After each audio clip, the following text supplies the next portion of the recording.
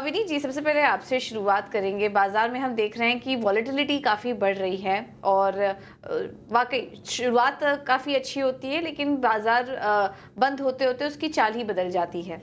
इसी पर लेकर आया हमारी ये खास चर्चा कि ऐसे उतार चढ़ाव भरे माहौल में भी क्वालिटी स्टॉक्स, क्वालिटी सेक्टर्स का चुनाव होना बहुत ज़रूरी है।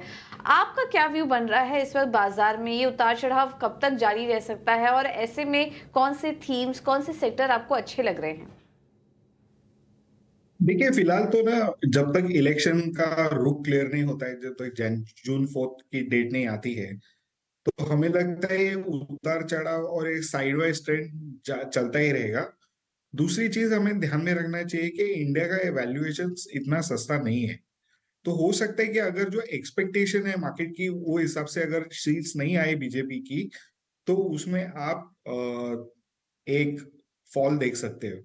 और ये फॉल अप टू मोदी प्रीमियम उसमें इवेपोरेट हो सकता है, अगर नतीजे जैसे मार्केट एक्सपेक्ट कर रहा है वैसे नहीं आते। तो इसमें ना बिटवीन 3 to 7% आपकी मोदी प्रीमियम इवेपोरेट हो सकता है मार्केट में।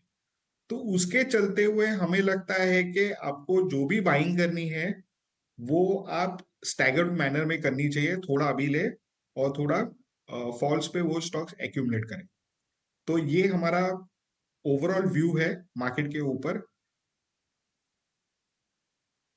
हुँ, बिल्कुल। तो बाज़ार में उतार-चढ़ाव बना रह सकता है और इलेक्शन तक जब तक नतीजे नहीं आते, और नतीजे काफ़ी इम्पोर्टेंट होंगे देखना, चुनाव के नतीजे कि वो किस तरीके से आते हैं। अगर अनुमान के मुताबिक रहे फिर तो बाज़ार शेयर करेगा, लेकिन कितने सीट्स यहाँ पर लेकर आती है कोई भी पार्टी हो, उस पर काफ़ी डिपेंड करेगा कि आगे बाज़ार की चाल कैसी रह सकती है। तो इस उतार-चढ़ाव भरे माहौल में इसलिए हम आपके लिए ये खास पेशकश लेकर आए हैं, जिससे कि आपके लिए ऐसा पोर्टफोलियो तैयार हो सके जो कि इस उतार चढ़ाव में आपके पोर्टफोलियो को ज़्यादा नुकसान ना हो और इन शेयरों में आपका मुनाफा और दोगुना हो, ट्रिपल हो।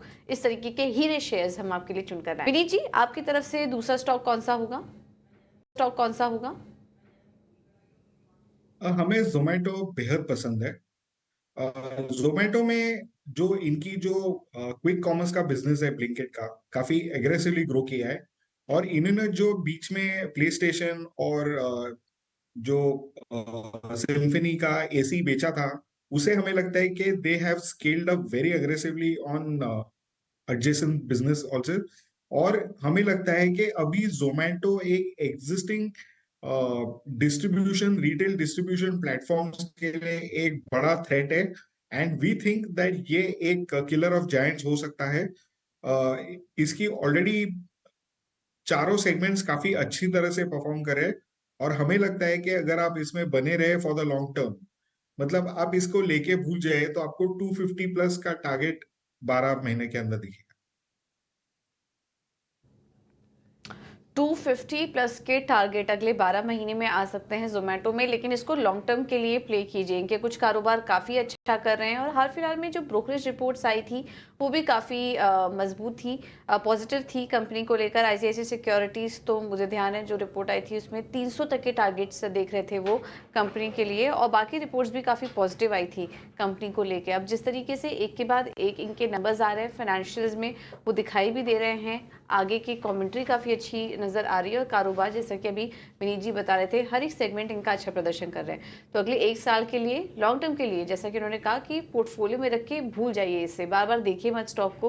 उतार चढ़ाव बना रहेगा, वो अपनी जगह है, लेकिन लॉन्ग टर्म के लिए रखेंगे तो ये स्टॉक आपको कमाई करा के देगा और 250 से ज़्यादा के लक्ष्य इस स्टॉक में दिख सकते हैं जोमेटो पर। ये सलाह बताइए, आपकी तरफ से अगला स्टॉक कौन सा होगा? मेरा दूसरा पेशकश रहेगी मारुति सुजुकी। हमें लगता है कि मारुति सुजुकी में बहुत सारे ट्रिगर्स हैं। एक तो पहले इन्होंने बताया है कि भले इंडस्ट्री प्रिडिक्ट करे कि लो ग्रोथ रहेगा, लेकिन मारुति के हिसाब से जिस तरह से इंफ्रास्ट्रक्चर रोल आउट हुआ है, उससे उनको एक्सपेक्टेशन है कि ग्राहक लोग काफी अग्रेसिवली बाइंग करेंगे। दूसरी चीज क्या है, इनका जो पूरा पोर्टफोलियो है वो हाई वैल्यू एडेड आइटम्स जैसे एसयूवी की तरह शिफ्ट हो चुका है। और इसमें भी नंबर्स बढ़ रहे हैं, तो उनका average realization plus volume gain काफी अच्छा हो रहा है। तीसरी चीज, इनका टारगेट है कि अगले 5 साल में उनका जो एक्सपोर्ट बिजनेस है वो 3 लाख प्लस गाड़ियों से लेके 8 लाख तक लेके जाए। और चौथा चीज है इनकी जो पार्टनरशिप है टोयोटा से के साथ for the various vehicles and platforms. और जब हाइब्रिड्स आएंगे और ईवी का जो ग्रोथ है फेज है उसमें काफी अच्छा रहेगा ये पार्टनरशिप। तो सुजुकी आप देखोगे कि इंटरनेशनल मार्केट्स में was always known as a small car. और जैसे लार्ज कार्स में ट्रांजिशन हो गया उनका मार्केट वहां पे खत्म हो गया। लेकिन इंडिया में ऐसा नहीं है और इनकी जो स्ट्रैटेजी टोयोटा के साथ है वो काफी अच्छी चल रही है। और हमें लगता है कि ये 15,000 से 16,000 का टारगेट आपको 2 साल में करके दे सकता है। तो इसको भी लॉन्ग टर्म के लिए पोर्टफोलियो में शामिल कीजिए। मारुति सुजुकी तो खैर एक सदाबहार स्टॉक है और वाकई हीरा शेयर है। इसने अपने निवेशकों को काफ़ी ज़्यादा कमाई करा के दी भी। और अभी फ़िलहाल हम देखेंगे तो 12,000 के आसपास ये स्टॉक कारोबार भी कर रहा है। और यहाँ से भी अगर आप खरीदारी करते हैं अगले 2 सालों का टाइम फ्रेम रखिए, 15,000 तक के लेवल्स देख सकते हैं। एक्सपोर्ट्स से काफ़ी अच्छा कंट्रीब्यूशन इनको आएगा। टोयोटा के साथ जो इनकी करार हुए हैं वो भी इनके लिए काफ़ी अच्छी तरीके से प्ले आउट कर रहे हैं। एसयूवी सेगमेंट से भी में भी एंट्री से इनको फ़ायदा होगा। तो ये कुछ ट्रिगर्स हैं जो कि आने वाले समय में कंपनी के लिए पॉजिटिव हैं। और यहाँ से आपको 15,000 तक का टारगेट दे सकता है। तो ऑटो स्पेस में देखिए 2 कंपनियां हमने अभी आपको सजेस्ट की।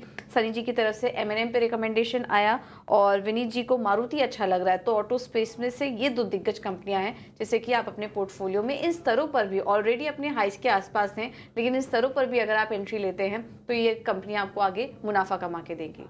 तो ये हैं इस वक्त के रिकमेंड से। अगला स्टॉक कौन सा होगा? मेरी तरफ से एक जो इंटरेस्टिंग आइडिया है अंडर द रेडार है वो है ईस्ट इंडिया होटल्स। हम जानते हैं कि इंडिया में टूरिज्म का बहुत अट्रैक्शन है। लेकिन ये जो प्रीमियम कैटेगरी में जो ईआईएच ऑपरेट करता है वहां पे मैक्सिमम एआरआरस बढ़ चुके हैं। इनकी ऑक्यूपेंसी लेवल्स काफी हाई है। और हमें लगता है कि ये share compare to the rest of the segment काफी सस्ता है। तो हम इसको रिकमेंड करेंगे। ये शेयर का भाव ऑलमोस्ट 472 रुपीज है। और हमें लगता है कि ये स्टॉक अगले 2 से 3 साल में आपको 600 रुपए के टारगेट दे सकता ओके, 600 रुपये के टारगेट्स आ सकते हैं अगले 1 से 2 साल में। और यूजली जब हम होटल स्पेस की बात करते हैं तो दिमाग में पहले इंडियन होटल्स ही आता है, लेकिन उसके अलावा भी काफ़ी सारे सेगमेंट है, कैटेगरीज है जिसमें बाकी होटल स्टॉक्स फोकस कर रहे हैं। उसमें से EIH यानी कि ईस्ट इंडिया होटल्स, इस पर आप नजर रखिए। आपका अगला स्टॉक कौन सा होगा? है। हमें एसबीआई बहुत पसंद आता है। SBI large cap banking share है, काफी सस्ता है compare to the rest of the sector.